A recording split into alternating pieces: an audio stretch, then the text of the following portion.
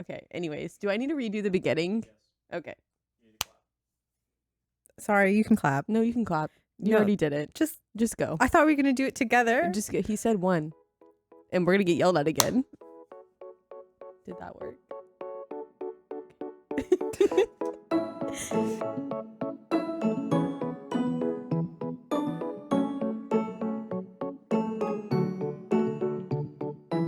Welcome to another episode of He's Just the Plot, a podcast about book boys and wondering, are they okay? No. They never are. Here we analyze our book boyfriends and apply counseling theories and techniques we would use if they were our clients, because boys aren't the only people who say, take a deep breath. That's it. Anyways, I'm Alyssa, one of your hosts. Still has yet to work on any of my paperwork for my license. And I'm Nora, your other host, and I'm an official licensed professional counselor associate being supervised by Dr. Stephanie Majors. Yes, thank you. Yay. That is my big news. We found out 2 days ago. So now I really will be seeing clients officially again. And so it won't just be my practicum and internships. I will be back on the counseling circuit. But today we're going to be talking about The Deal. The author's Elle Kennedy. The series is the Off-Campus series.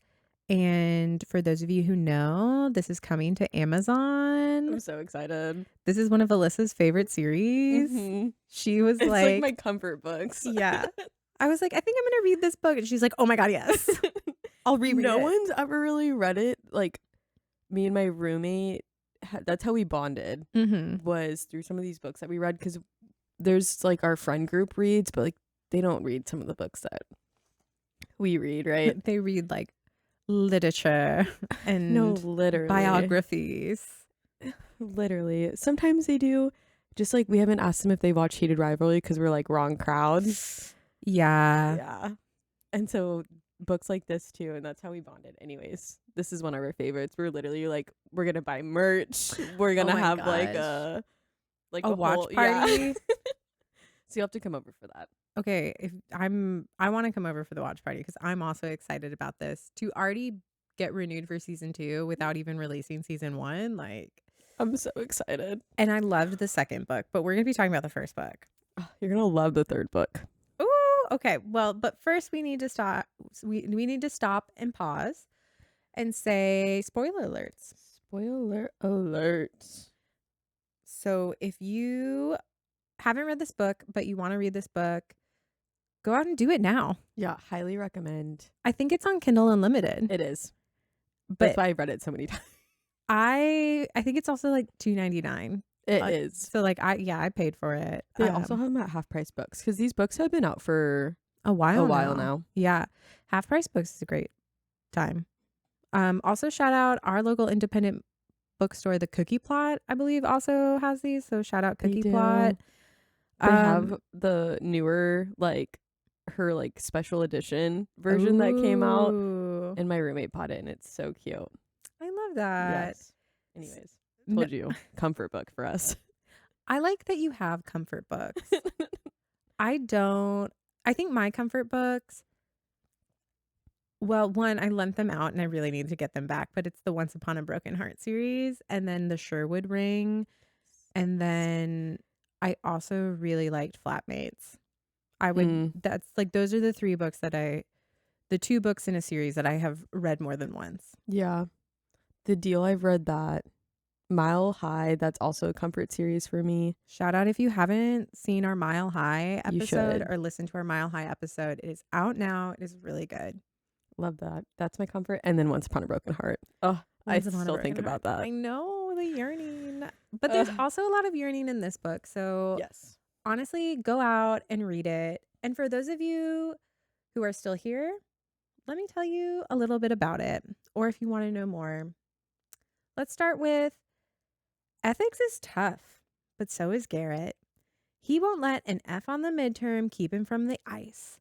Hockey is his life and his team is his family. So he will beg, grovel, and flirt his way to getting the smartest person in the class, Hannah Wells, to tutor him. However, Hannah is just not that interested. She wants to crush her showcase, win a scholarship, and see her family during Christmas. Too bad Garrett is just as persistent off the ice as he is on the ice. After wearing Wellesley, which is a fun nickname, Wellesley. I love it. After wearing Wellesley down by finding out who her crush is and exploiting that knowledge, she agrees to tutor him. Here's the deal. Garrett totally agrees that he's going to fake date Hannah to make her crush jealous. And we all agree we know where this is heading.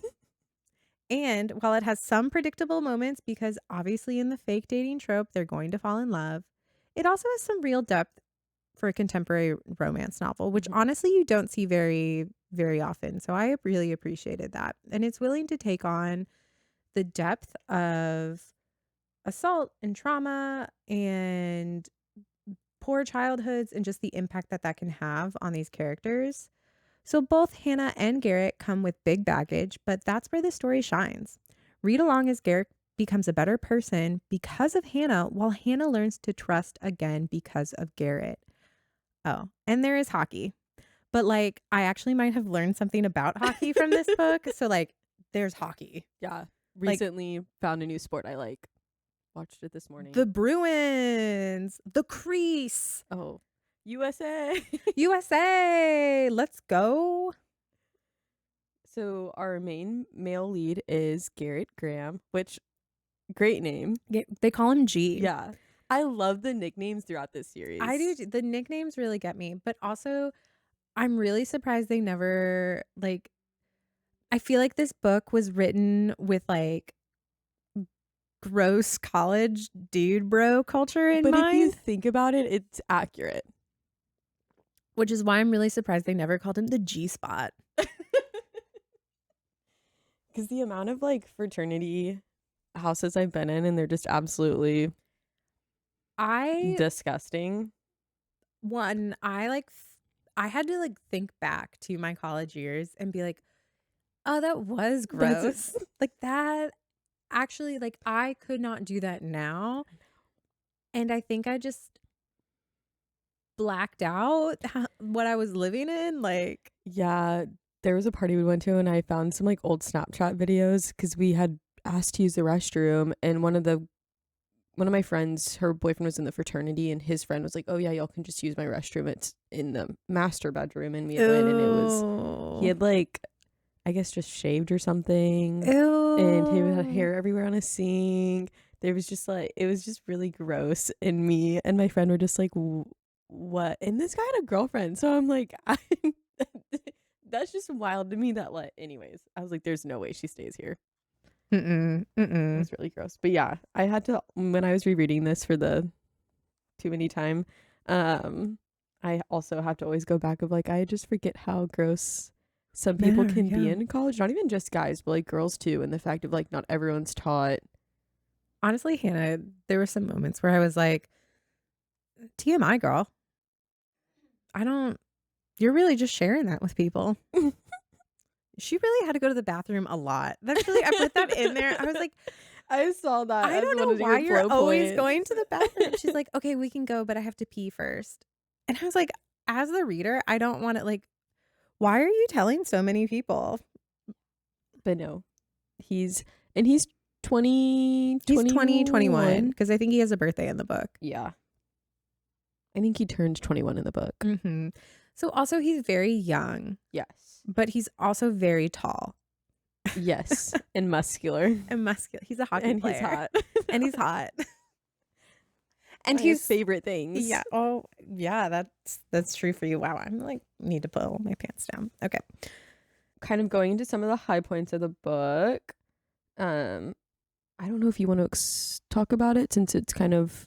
Oh yeah, I'll talk about it. I'm gonna readjust. So this is the hard part of my couch. I don't actually sit on my couch over here. So I like sit on the other side. So I'm always like, I don't know. Yeah, you're right. This is the place to do the recording, but I sit over there and I like curl up into a little fetal ball. I've slept in that same area quite a few times. It is just like a adult dog bed, but whatever. That's a crazy way to put it, but very accurate. But it's a nice couch. Like, this is a really nice couch. I love your couch. So the Off high topic. point, yeah, I know. We're really on a roll with this. We've talked about every book but this one. I've like gone in and out of the frame. Okay, so the high point of the book for me was, okay, so this was a really interesting one because at first it gave me the ick because I thought he was being too pushy and not considerate of Hannah.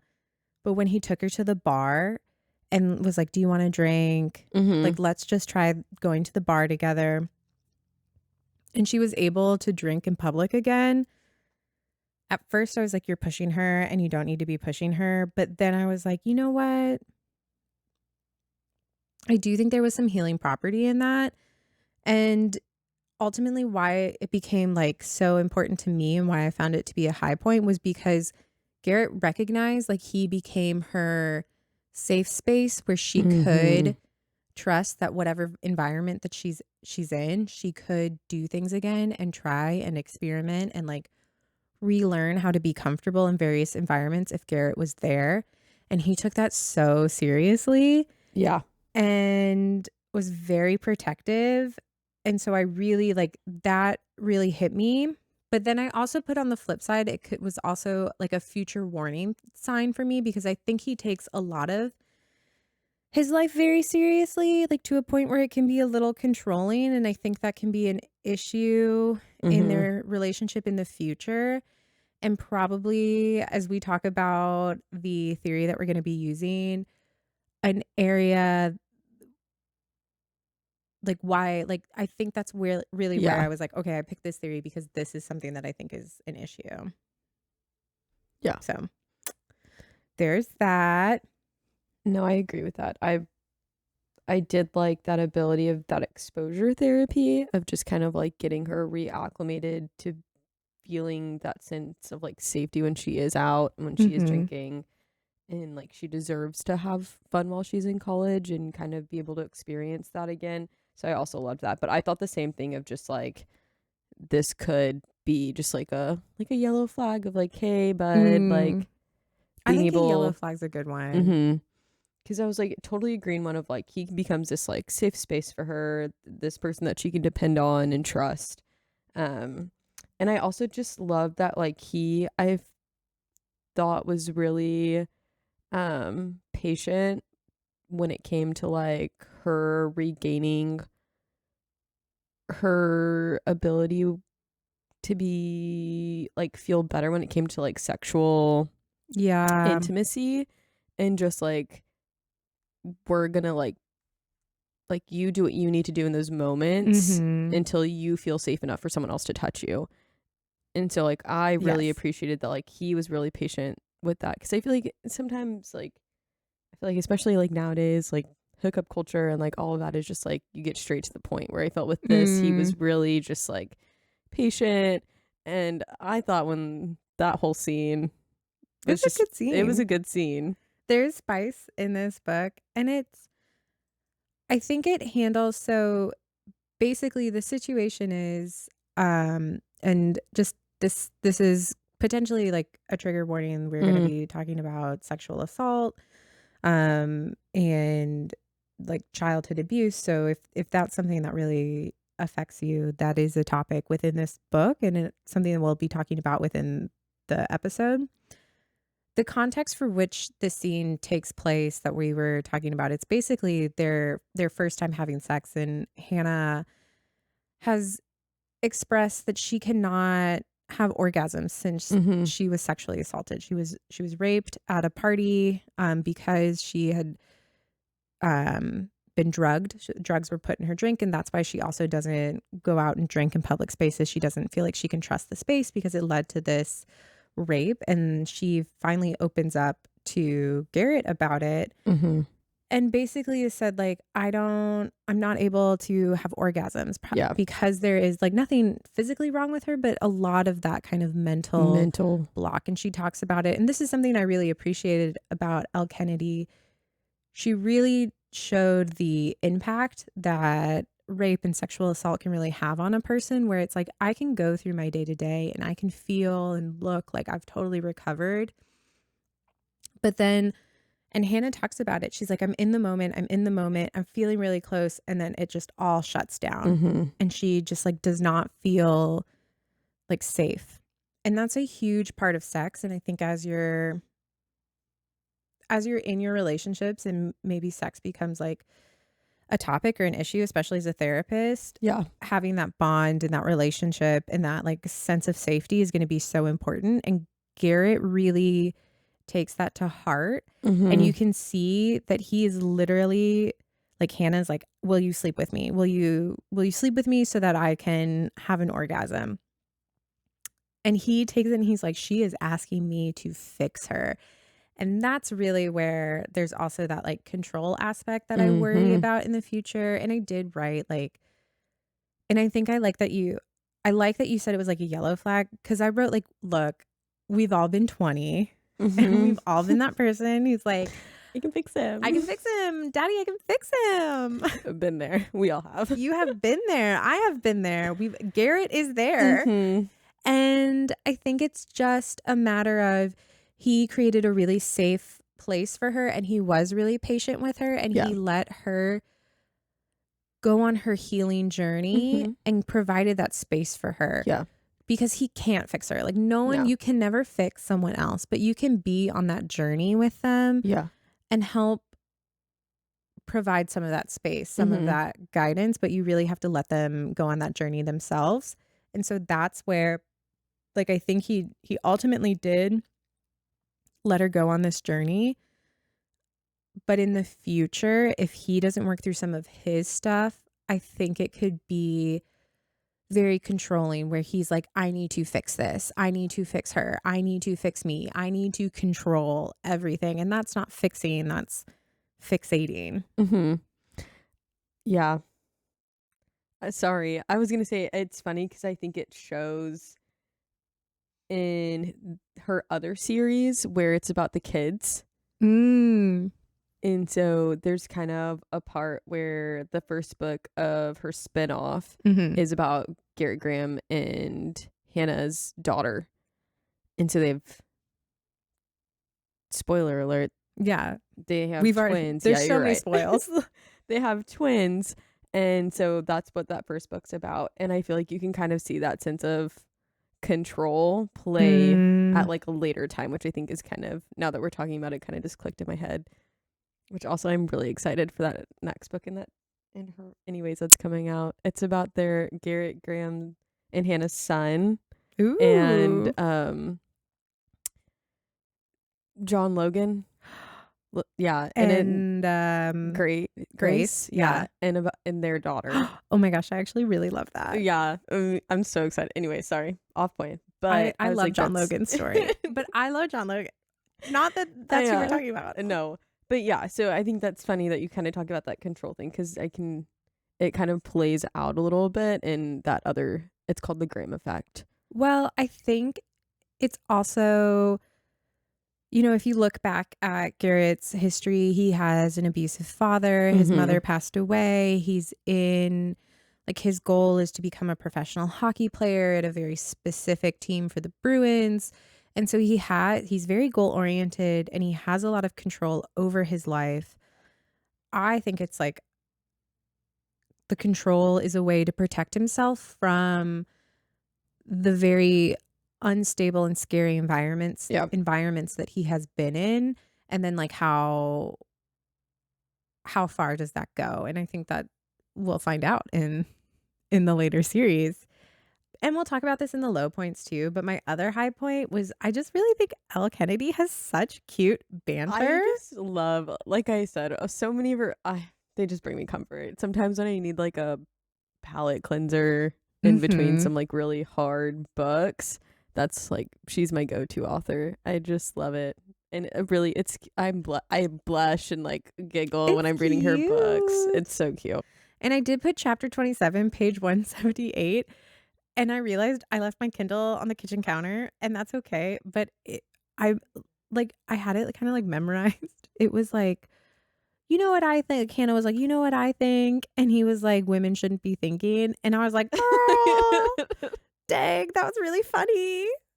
Because obviously he meant it as a joke. So if you're coming for me in the comments, like this was all like cute little banter, and then she like swatted at him, and it was just like it was really very playful cute, and cute and like realistic. Like I just feel like that's a realistic thing that would happen. I would say though, my low point is I don't think how the guys talk to the girls all the time was super realistic. Like there were some like Johnny Bravo moments. Yeah. Where like Garrett was like, "Hey, you pretty lady." Like I agree. I don't know. I get that this book took place in like what 2015. Yeah, I think so. And Riz wasn't like a word, but like his aura points were down bad. Like you sound like such a millennial saying that. I hope you know I am a millennial. She said his aura points were down. Life is about self-acceptance, and I accept myself.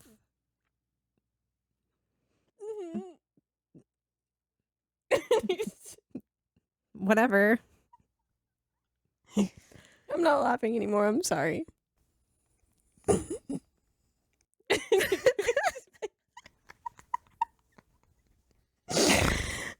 That's like the most Gen Z thing that you've tried to say, and it sounded so millennial coming out of your mouth. I'm going to be young forever. That's what the filler's for. I'm sorry. I'm toxed and on the sauce. I'm sorry. I don't even know what that one meant. Please cut that.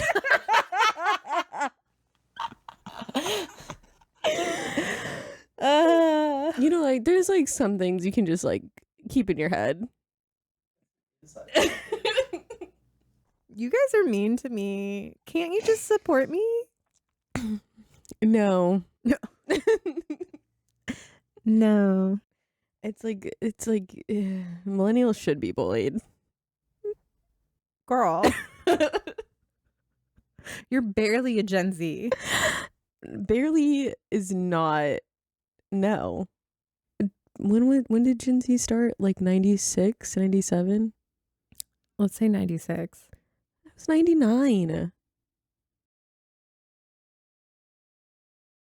How old are you again?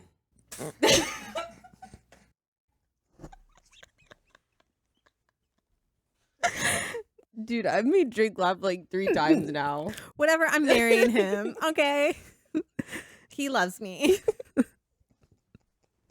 My old ass self. I make him laugh too. So hard that he put a ring on it.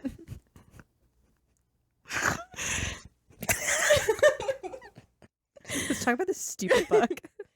All right, another low.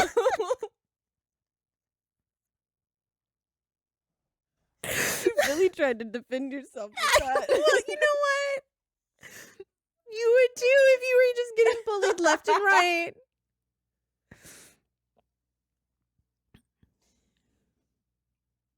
I'm looking at you, the audience viewer, to come to my aid in this time of need. If you could like and subscribe. Oh, anyways. Let's talk about the low point of this book, not the low point of this episode. Look, you're aging so gracefully though, so I think that should be taken into account. Think you my students think that I'm their age? Period. Hey, I thought you were like in your like mid-20s when we first met. We met like 5 years ago. When you were in your mid-20s. Yeah. Can you tell me the low point of this book? Yeah, one of the low points for me was definitely the Thanksgiving lunch. Yeah. I think it was really interesting to see like the way that Garrett is in like his college, like with his friend group, and then kind of like this innocence, like he really tries to protect himself when he's around his dad again and when he's in that environment. Yeah, you can watch him close off and like almost like become hollow. Yeah. Where it's just a really hard exterior and you can just see. But also he's so protective. Like he immediately clocked things and was like, whenever you want to leave, I'm here. Because his dad is brought in and yes, he marries another woman, but very quickly isolates her very quickly. Like, I also think Elle Kennedy did a really great job of showing how insidious domestic abuse can be and how well hidden it can be. Yes. Where you can take like any woman, like a beautiful woman, a high powered woman, a wealthy woman, a poor, but like any type of woman, and like make her feel special, meet an unmet need of hers, and then isolate her and slowly make her depend on you for food, shelter, support, and take that dependence and then throw it back in her face and hurt her. And it's so, I think she just did a really good job of like showing that happening and like how also tough it is and really scary it actually is, because you have to have a plan when you're leaving. You have to have that support when you go. You have to like be able to take that next step and like recognize that your fear is very valid and very true, and like you are in a really scary and difficult situation.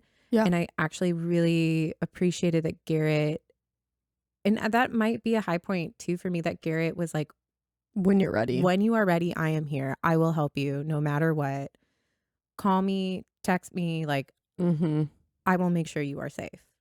And I because you need that for such like him being young and like too, and like so really young. being able to recognize that and just be like, look, like my dad isn't shit, and whenever you need me, like I'll be there. And that's hard too, like when you are as a woman in that position, like this 21-year-old's 21-year-old's offering to help me, and I am a grown woman.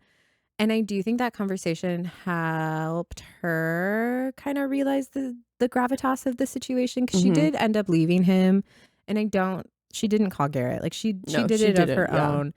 She was able to kind of like get out and recognize like, oh, maybe I shouldn't have moved in with him. Maybe this was love bombing. Maybe there were some issues. And I also think the Thanksgiving lunch really showed the impact of childhood trauma and how quickly it makes children grow up.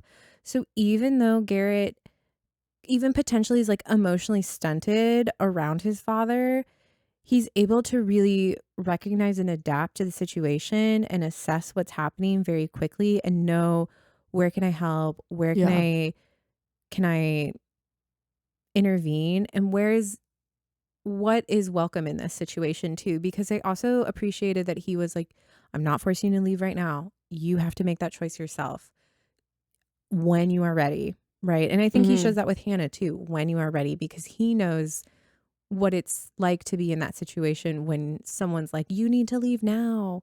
And you're like, I can't, like, I'm stuck. Like I can't. And so ultimately he does allow that person to have some control, like a sense of control and a sense of power to be able to make the choice, and then supports them with that choice, which I think is just really mature. Like really mature.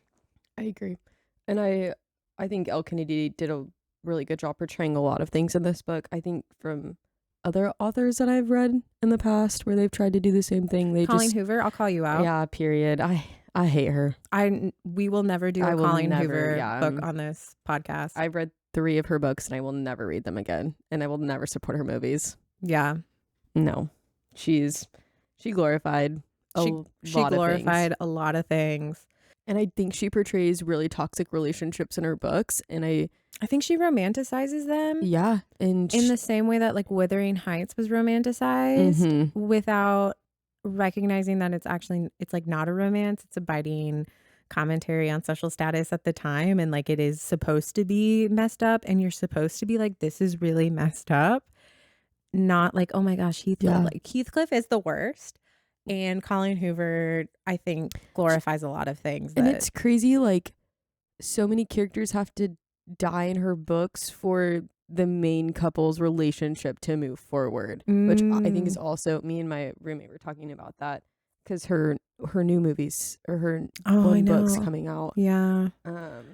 I was just also, yeah, even on that trailer, I'm like, yeah, it's crazy that, they didn't even say it was a Colleen Hoover's book until like towards the end. I think with all the drama going out about her, but anyways, I think she does. I think she does a horrible job, and I think the fact that young girls are reading her books is just not. Yeah, I was a student worker who was like, I really want you to read this, and I remember reading it years ago. Me too.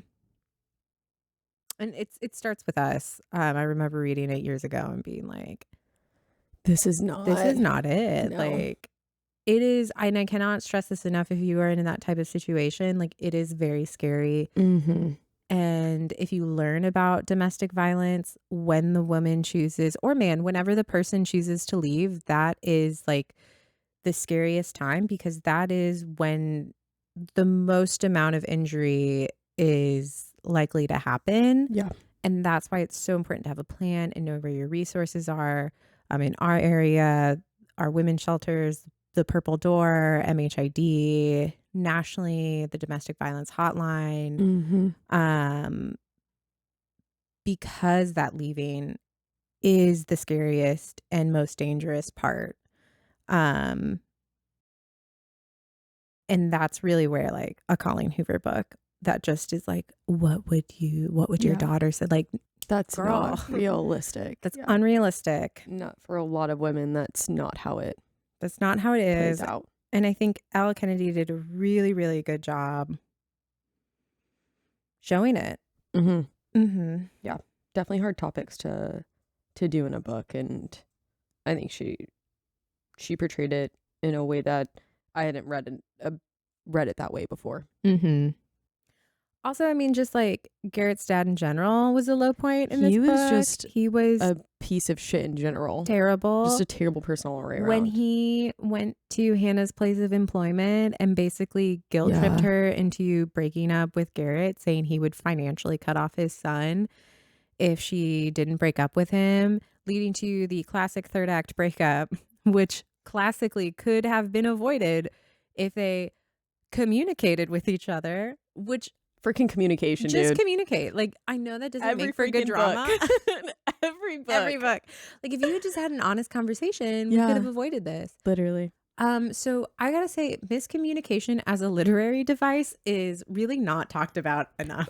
Dude, sometimes I'm like screaming at the book. I'm like, if we just communicated, we would have avoided this. I get that it's hard to be like, hey, your dad came up and told me like you financially depend on him. Yeah. And then like, I also think that Elle Kennedy did a really good job in this scene to show like an abuser's mindset, because Garrett's dad presented Hannah with the choices that she could make, which then like if you're in like a really intense situation like that, it's harder for you to think kind of like holistically, big picture. Like you're like, oh, these are the choices, these are the only choices, because you have these like blinders on. And he walked her through the choices and said, basically all options lead to you hurting my son or you breaking up with my son.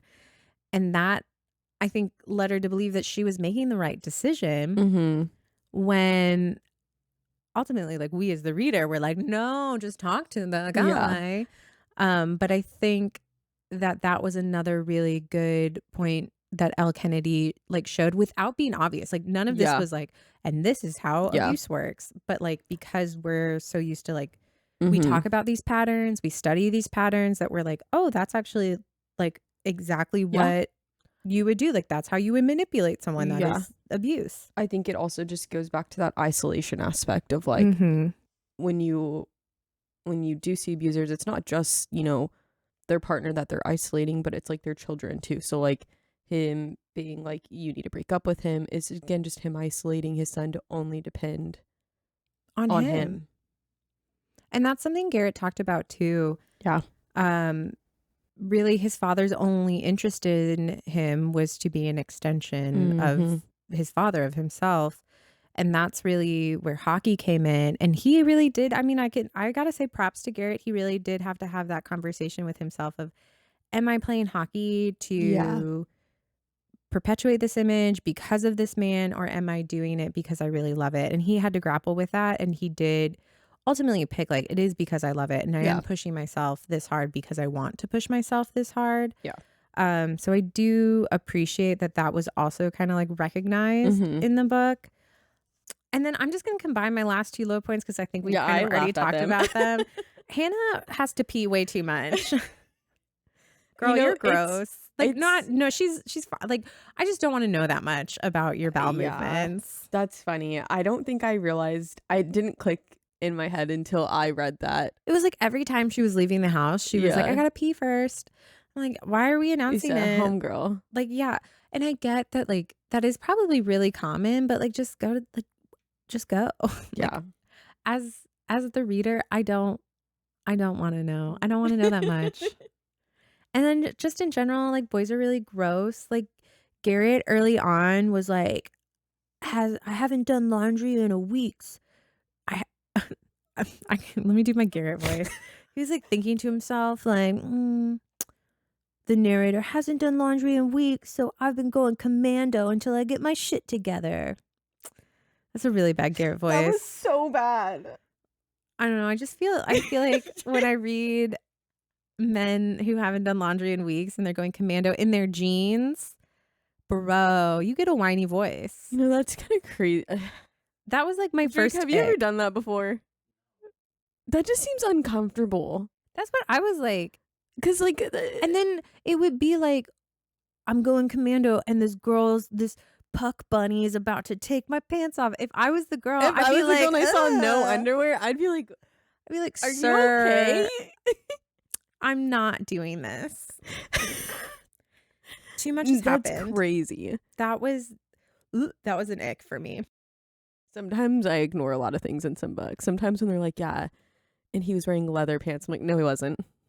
No, he wasn't. Or like, he commando leather pants. Oh, like, he had a man bun. No, he didn't. No, he doesn't. The man bun was a disgusting trend. It was so bad. It was. I do mean all shame to man buns out there. Same. Like, and I stand by that. 10 toes down. 10 toes. These are my opinions. Just saying. Yeah, everyone can have their opinions, but mine's correct. And that's on therapy. No, it's not. No, it's not. No, that is not on therapy. You know, as a therapist, don't follow in my footsteps. Sometimes I have to take my own advice I'd give to my clients, and I will talk to myself in a therapy. I'll be like, okay, let's take a deep breath. Let's ground ourselves. Take a step back for a minute. Like, when I got told to fix my face at work, I went to my office and I was like, you know what? He's not wrong. I need to be better. I need to do better as a coworker, a part of the team. And outside of work, whatever. I don't care about them. Mm-hmm. But in work, I'm like, this is a team thing. Like, I'm here to support everyone. And I was like, let me take the advice I'd give a client. Oh, I would say too, though, like, it can still hurt. Like, other people's opinions can still hurt. And I had to recognize, like, okay, let me feel these feelings. And this is what I have to always remind myself. I cannot intellectualize my feelings. Like, I physically have to feel them. Yeah. And just because I can name them doesn't mean I need to justify them.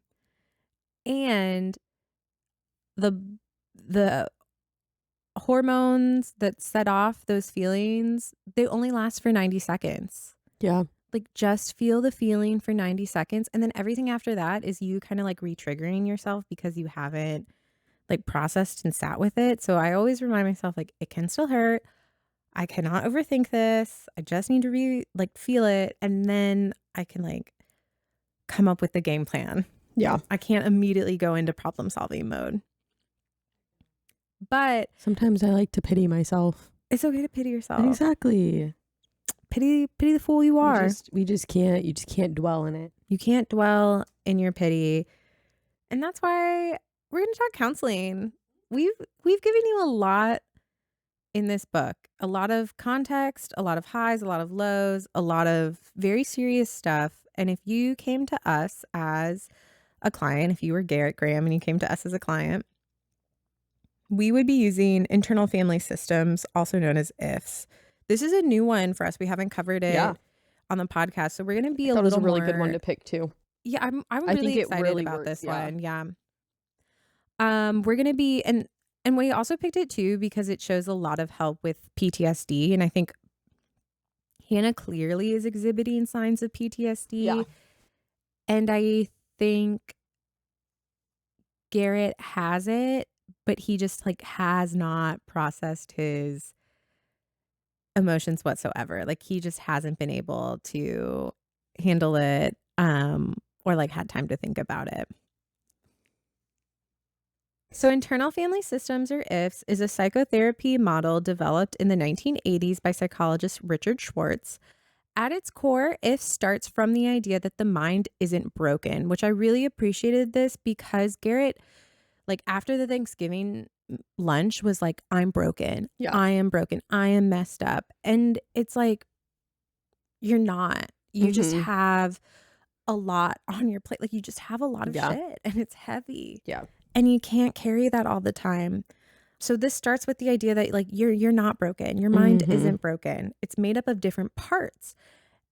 And each part has its own role and its own perspective and its own positive intention, right? Like your mind, a lot of times if you're going through like a traumatic experience, and I think this is why ifs work so much with trauma, is because it's not necessarily that you're broken or you need to be fixed. It's that maybe a certain part of your mind is trying to overhelp you, right? It's doing too much. Like it wants to protect you, but it's taking that protectiveness and inhibiting you from being able to live your daily life or like move forward from what's happening. So rather than trying to eliminate symptoms, IF's focus is on understanding and healing these parts. According to the model, beneath all of the parts is the self, which is a core state of calm, clarity, compassion, and confidence. There's a few other C's in there. There's like 8 C's. But none of these C's are damaged by trauma. It's just that your other parts of your mind that are trying to protect you are added layers on top of this that you have to kind of process through and heal through to get to this like core C of yourself, to get to the compassion, the confidence, the curious, the have that calm and clarity. To get there and discover yourself, you have to go through kind of like some of this other baggage. Therapy aims to help people access this self and from there build healthier relationships with their inner parts. IFS groups parts into 3 main roles. So you have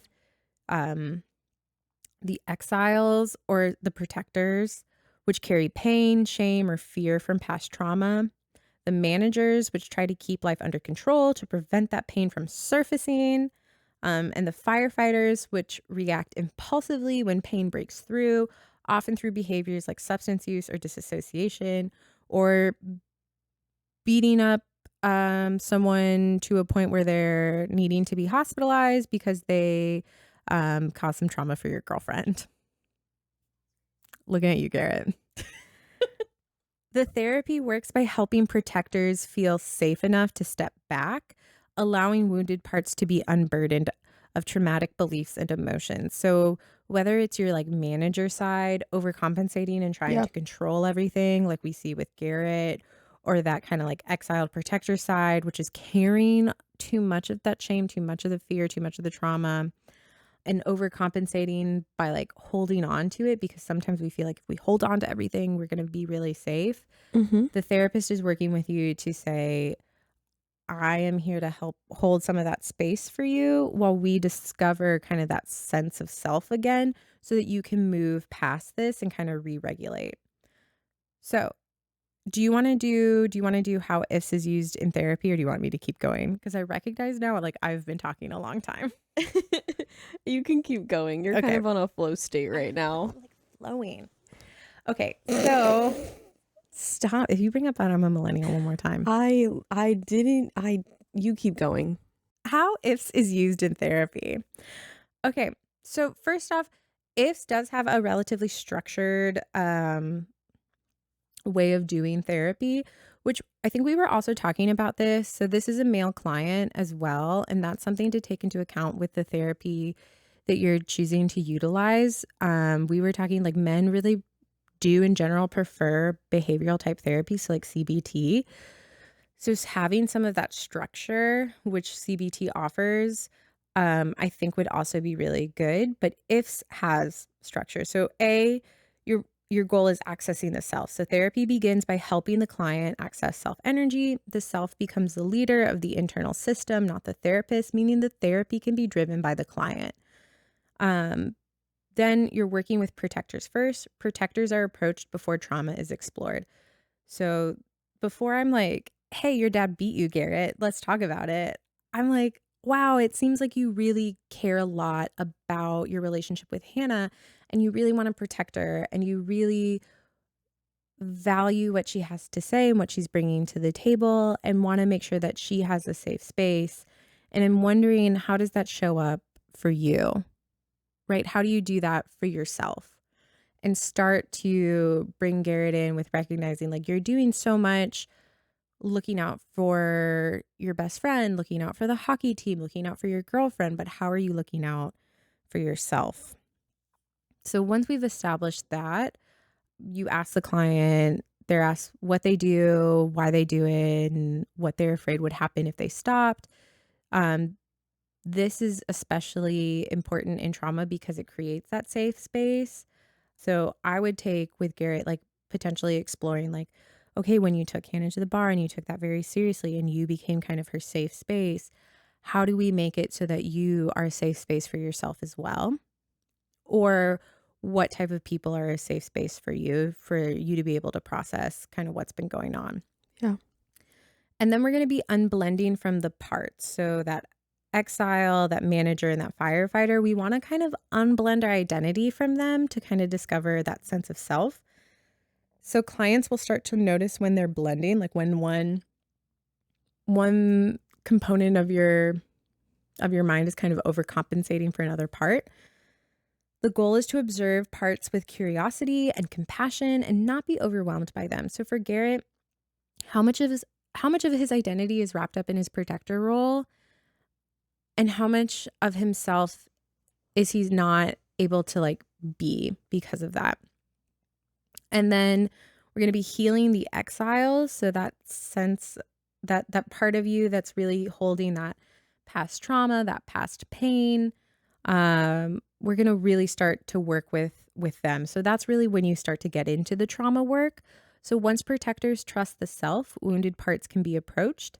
The exile revisits the original experience in a safe, supported way. So this is really when I, as Garrett's therapist, would feel like, okay, maybe we're at that place where we can talk about some of that experience that you had growing up and maybe how that affected your day to day, the loss of your mother and how that has affected you, and like where we can see that in areas of your life, painful beliefs and emotions that are released or unburdened. So really focusing in on that belief that Garrett feels that he is broken, Mm-hmm.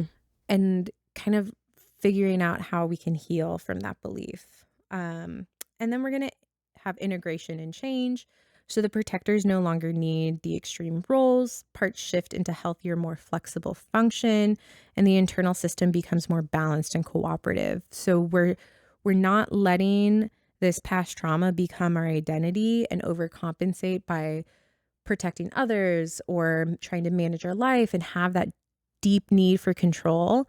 We're being in the present moment. We're allowing for that flexibility so that like as things come up and they kind of maybe trigger that protector to come out, we're able to recognize that that's happened, recognize that that protector is not fully ourself, our calm, curious, um, rest of the seas self, and ground ourselves back into the moment and release like I'm having this feeling, I'm experiencing this feeling, and I'm able to kind of let it go.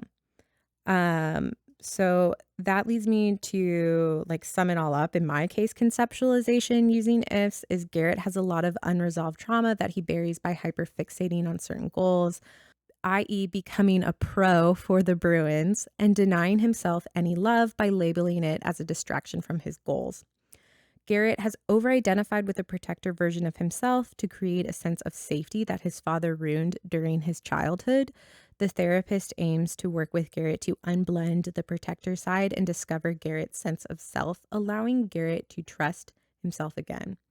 From there, the therapist and Garrett can work towards Garrett's ability to heal from past traumas as himself, if shows promise for people with PTSD, which I think both parties have. And then just to give you uh, um, the full extent of the 8 C's, it's calm, a steady, peaceful inner state, clarity, seeing things as they are without confusion or overwhelm, confidence, trust that you can handle what arises, creativity, openness to new ideas and solutions, curiosity, open, non-judgmental interest in your own experience, compassion, kindness, and warmth for every part of yourself, even those um, that maybe you really struggle with, courage, willingness to face what's difficult, and then contentness, a sense of belonging. And I think connectedness, that sense of belonging. And I think really focusing in on that connectedness and the courage and curiosity, because I think there are so many of the 8 C's that already shine through for Garrett. Like, I do think he is curious about other aspects, and I do think he is very creative in his solutions, hence how he and Hannah got together to begin with was through a lot of creativity. And I do think he has confidence in himself and his abilities to find solutions based on his past experiences. Yeah. But I do think he's kind of like afraid to address his past experience. He does not have compassion for himself, and he doesn't really have that calmness and connectedness that I would think would be really helpful for him discovering his full sense of self. And that's my case conceptualization of Garrett utilizing internal family systems and a summary of what internal family systems is. And I would say, I'm going to pause. I'm not going to say it because I'm going to let you do your case conceptualization and then we'll get to the goals. And then I've added in like some techniques that you, the listeners, could be using. So very similar. I think Garrett Grimm can be understood as someone who's learned early on that love and approval had to be earned through success. I think growing up with a really critical father, he developed a deep fear if he failed, he'd be rejected or seen as worthless. I think in a sense to protect himself, he became this perfect hockey star who was confident, charming, always in control. Those outward traits help him avoid feeling insecure or vulnerable. I think, however, when he struggles academically, he starts getting emotionally close. When he starts struggling academically and when he's getting emotionally close to someone, Hannah, that old fear of not being good enough gets triggered and he pulls away, becomes defensive, or hides behind a lot of humor throughout the book. Oh, I think that's a really good point. I'm really enjoying your case conceptualization. And I think through an if's perspective, the therapist and Garrett's goal would be to help Garrett separate his worth from his performance, process the hurt underneath all his confidence, and feel safe being vulnerable in relationships without that fear of rejection. I actually really love your case conceptualization. This is fascinating. It's so like specific to I think some of the points of Garrett's personality and self. Especially I like that you brought in the confidence, like hiding behind the confidence and the humor. Because I didn't catch that, and I actually, now that you said it, I'm like, oh yeah, that is true. Yeah, it helps that I've read this book too many times, but this is the first time I've actually read it through like a different And so it's like reading it for the first time. Yeah, you're utilizing. I really caught on to a lot more things. I was like, oh wow, he uses humor as a defense mechanism. That's good. A lot of the times, yeah. No, that's a really good. Look at you being a good therapist. I'm so proud of you. No license yet, guys. That is true. You cannot actually. I cannot do any of this yet. But that's why this is all in fictional. Absolutely. Fictional people. But you can come see me because I need the hours. Find me on Psychology Today. Actually, I'm not on it yet, but eventually I'll be on it. You'll be on it. And I'll have analyzes fictional characters real well. I'm putting that on my resume. That's good. So I think I really like that. I would change my goals now reading this. I was like, oh, this is really good. But my goals is really I'm gonna start with helping Garrett by identifying the 8 C's and Mhm. how like specifically which of the 8 C's that really resonate with him currently, Yeah. and just an understanding of how that plays into his sense of self. Um, and then my goal number 2 is to work with Garrett to realize the impact the protector role has had on his personal beliefs regarding himself and challenge those beliefs. The therapist will spend the first 5 minutes of every session with breath work and grounding work to help bring the Mm. client to the present moment. The client will be able to utilize this grounding work outside of sessions while the client notices the protector overcompensating for aspects of this self when feeling vulnerable.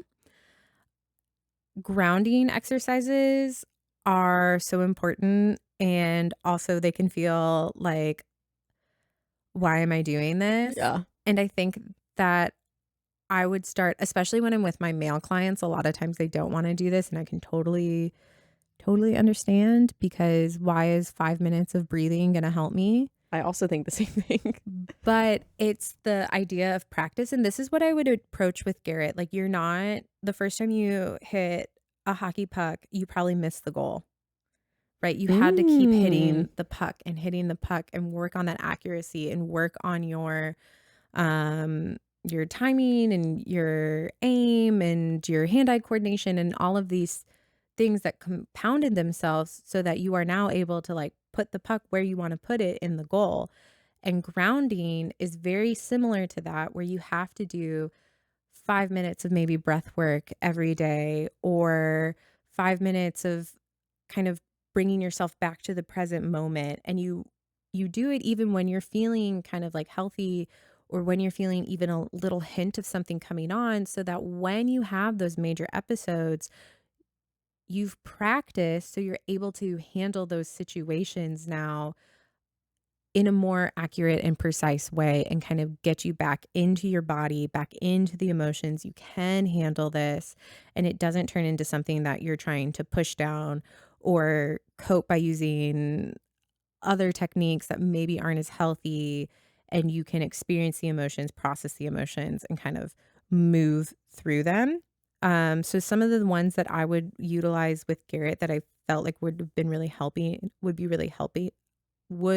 really helpful for him, is visualizing a safe space. So to do that, we'd start with putting both feet on the floor, kind of having your hands in the comfortable situation. You can have your eyes open or closed, but if they're open, just kind of gently focused on an area in the distance. And I want you to imagine a secure, comfortable place for parts to rest, such as a garden or a room, and what would be in that room and what would be in that location. And can you feel maybe the chair you're sitting in, or imagine the color? And so we're really building out this kind of safe space for you to go to in your mind when you're feeling this sense of being overwhelmed, which can help kind of calm that nervous system down and bring you back into the present moment. Um, but sometimes like construction can take a long time, so that might not Yeah. be the fastest thing for you. So the other thing that I would do, if like I would work on, if you're in a pinch and you're kind of like in the middle of already feeling out of control, I would do orienting to the room. So before or after parts work, look around and name the items in your environment to stay in the present moment. So just every time you walk into a room, you're orienting yourself. Okay, like for me, if I was doing it right now, I'd be like, the kitchen cabinets are to the left of me and they are blue. The bookshelf is in front of me and it has predominantly red books. The coffee table is made of wicker and it is like right next to my foot. Mhm. And I would just kind of like start naming, and you can do this out loud or in your mind. I like to do things out loud because Mhm. I'm a very auditory person. So I mean, like, if that's what helps me and forget the rest, like if someone's like, why is that person talking to themselves? I'm like, I'm calming myself down. It is what it is. Yeah. So it just kind of like brings you back and like helps ground you into that present moment. And I think that's really one of the most important things that you can do when working with trauma is just initially working on those grounding techniques, because what's going to come up is going to be deep and it is going to be heavy and you are going to kind of re-trigger yourself. But now through working with the therapist or the counselor, you have the tools to bring yourself out of that kind of relived experience into the present moment to process the aftermath or rewire kind of maybe some of that in your brain to make you understand like the reality of the situation. Because sometimes too, when we have trauma, we're experiencing what we perceive the trauma to be when it might not always be what the situation was. Like in Garrett's situation, he might have felt like he could have controlled. If he had done something better, his dad wouldn't have beat him. His mom wouldn't have died. If he had just done X, Y, and Z to stay in control. Yeah. And like holding on to that belief is something that ifs would challenge, because you can't control anything that someone else, like you have no control over what your dad is going to do to you. And that's really, really scary. And so then how do I calm myself down from that realization? That was good. I liked your metaphor towards hockey with it too. Well, we've done a few hockey books, so I feel like I'm kind of like getting a little better about honestly, hockey. You put a lot of perspective into maybe why my therapist makes me do grounding techniques. I had to think about this because a long time. I hate when she was like, she's like, bear with me on this, and I was like, whatever, okay, yeah, sure. You put a little bit into perspective for me. I don't think that's like when you're in school and you're learning about grounding and breath work. Like I also was like, this is stupid. Like box breathing is not going to save me from a panic attack. And then as I was going through it, someone told that to me. They were like, but it's the practice. Yeah. And I was like, it just like clicked. And I was like, you're right. It just clicked for me. Like I have to practice this. Yeah. And I started doing it with my clients at the CTC, just as like, honestly, for me, as a way to get better at utilizing them. And so I always like to start my sessions with it, but I was doing it and using this work before I understood the meaning behind the work. And I do feel like when the meaning clicks, the work starts to click. Yeah. She has me. Yeah. That's interesting. I like the 5-finger breathing. So that's how I always start off my sessions. And I just felt like I go through the motions. It clicked for me now though. And anyways. And that's on being an LPCA supervised by Dr. Stephanie Majors. That's funny. I really liked your goals though. Kind of my goal was more like help Garrett identify and unblend from his internalized critical voice that equates worth with performance. And so really facilitating dialogue between self and then that critic aspect of him, and then identifying its protective function for it. And then kind of leading into my goal too is help Garrett build a stronger sense of self-worth that is not dependent on achievement. So while increasing his ability to be emotionally open and secure in close relationships, I think this could be really well done through the exploration of like belief of that I'm only lovable when I succeed. So like really identifying moments where he has cared for his performance and kind of that if I perform well, I'll be loved. If I don't perform well, then I'll get rejected, and really developing a new internal statement rooted within self-worth of like, no matter how I perform, the people around me are gonna love me no matter what. And I like that. I like this because I do think he has that like negative belief about himself that is tied so much to performance. And I think the unblending is really important because it's almost like the exiled part of him is just holding on to this idea that he lacks self-worth. And the firefighter part of him reacts to that exile part and is like, then I need to perform, then I need to perform, then I need to I need to get the trophies, I need to get the success. And I think that's like a really perfect example. And I think he does, I think he starts that process in the book of like really having that conversation of like, do I play hockey because I truly love it and enjoy it, or do I do it in the sense of like I have to do it in order to have this relationship with my dad?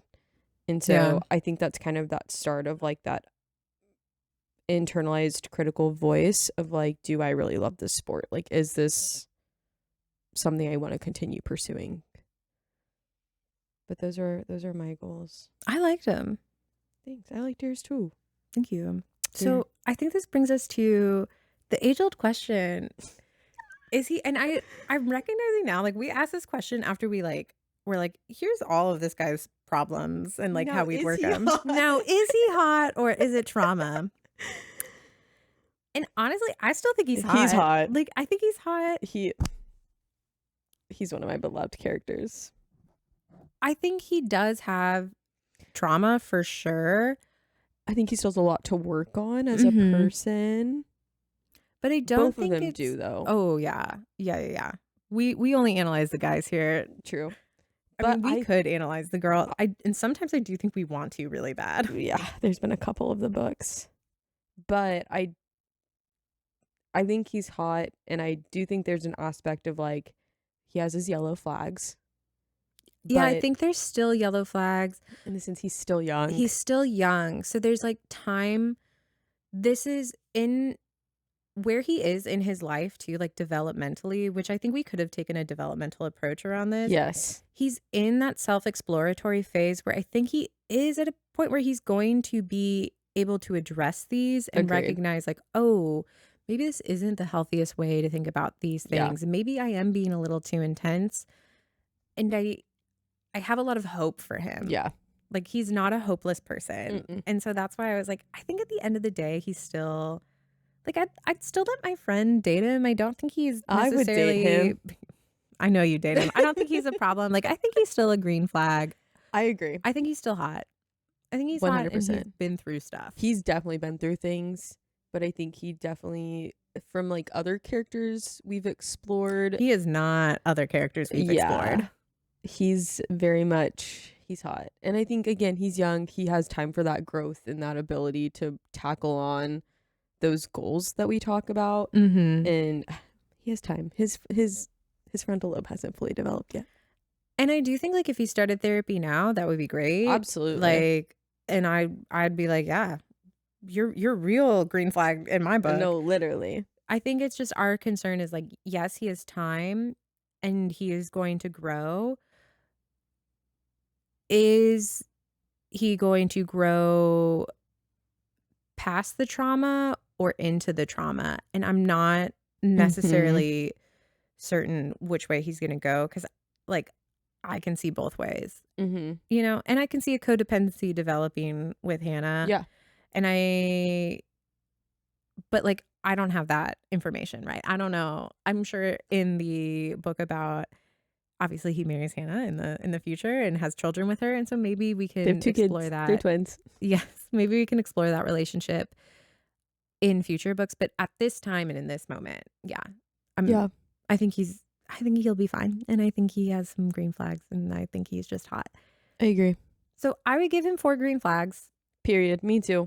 I'd give this book 4 green I'm not biased at all. For a contemporary romance novel, which honestly you don't see very, very often. So I really appreciated that. And it's willing to take on the depth of assault and trauma and poor childhoods and just the impact that can have on these characters in the romance genre. Like I'm still like, what a cute book. Oh my gosh, I enjoyed it reading so much. And I still like had to read about coping with all of this very like heavy stuff. And I wasn't like, that's unrealistic or like, that's too much. Like it was just good. So I really enjoyed it. So I read all of her books. Garrett has built a stronger sense of self-worth that is not dependent on achievement while increasing his ability to be emotionally open and secure in close relationships. Yeah. Did you write that? feel like that's you. Did I write that? I think you must have written that. I was like, I don't think I wrote that. I think that was you. It might have been. Why don't you read it then? You already read it. Well, I don't want to take credit for your work. It's fine.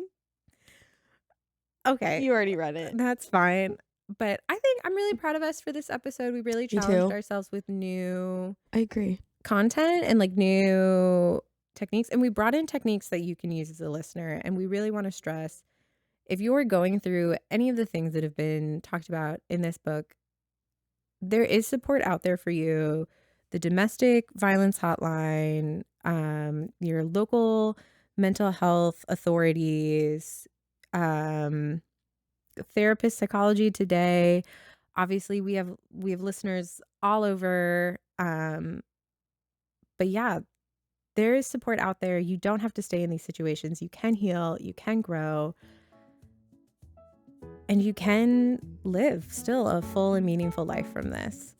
And so we really just want to thank you for kind of bearing with us through this. Yeah, that was a lot. This intense episode. But as always, stay reading.